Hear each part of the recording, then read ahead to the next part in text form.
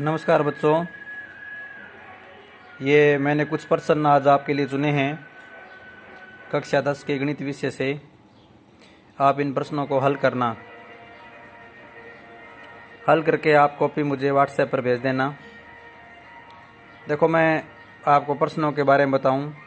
प्रश्न संख्या 1 से 4 एक एक अंक वाले प्रश्न हैं। बोर्ड परीक्षा में इस प्रश्नावली में इसी प्रकार के प्रश्न पूछे जाते हैं। ये एक्सरसाइज 2 है आपकी वास्तविक संख्याओं वाली। प्रश्न संख्या 1 में पूछा है, वह बड़ी से बड़ी संख्या क्या है जिसका 245 और 2053 को इस प्रकार विभाजित करे कि प्रत्येक की स्थिति में शेष 5 रहे।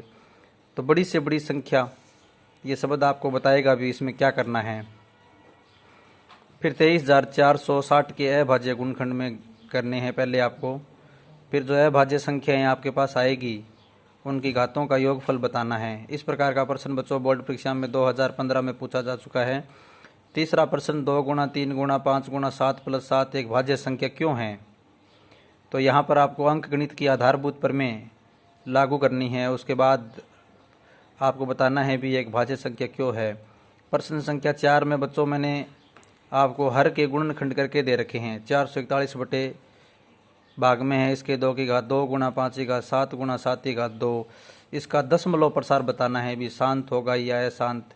आप जानते हो किसी भी संख्या का दशमलव प्रसार शांत अशांत बताने के लिए हर का महत्वपूर्ण योगदान होता है। हर की सहायता से ही हम बता पाते हैं कि शांत है या अशांत। 5वें प्रश्न में द्विघात समीकरण दी गई है, इसके शून्य ज्ञात करने हैं। शून्य ज्ञात करके शून्य और गुणांकों के बीच संबंध की सत्यता की जांच करनी है। ध्यान रहे बच्चों, शून्य शब्द लिखा जाए या हल लिखा जाए या मूल लिखा जाए तो एक ही शब्द है।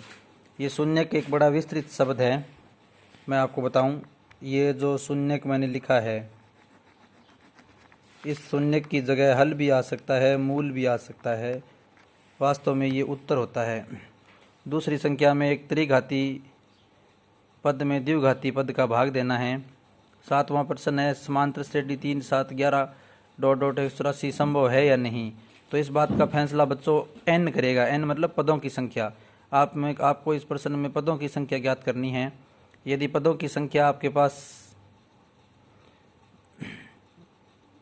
धनात्मक पूर्णांक में आती है तब तो ये संभव है, नहीं तो ये संभव नहीं है। फिर 2 अंकों की कितनी विषम संख्याएं हैं, इसमें भी विषम संख्याओं की एपी बनाकर आपको प्रश्न हल करना है और पदों की संख्या ज्ञात करनी है। 9वां प्रश्न ऊंचाई दूरी संबंधी समस्या से है। स्तंभ और शिखर की तुलना की गई है। स्तंभ के शिखर का मीनार के शिखर से और मीनार के पाद का अवनमन कोण एक समान है।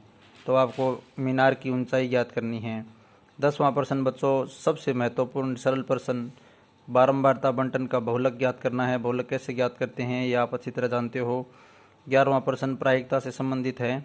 एक पूरी ताश ली गई है, यहाँ मैंने लिखा नहीं है जगह के अभाव में, ये वास्तव में ऐसे लिखना चाहिए था। एक पूरी ताश, एक फेंटी हुई पूरी ताश में से एक पत्ता यादृच्छा निकाला जाता है। यादृच्छिकता शब्द का मतलब आप जानते हो कि यदि समान परिस्थितियों में कोई प्रयोग करें, समान परिस्थितियों में यदि कोई प्रयोग दोबारा करे तो वही परिणाम आना निश्चित नहीं हो, इसको यादृच्छिकता कहा जाता है।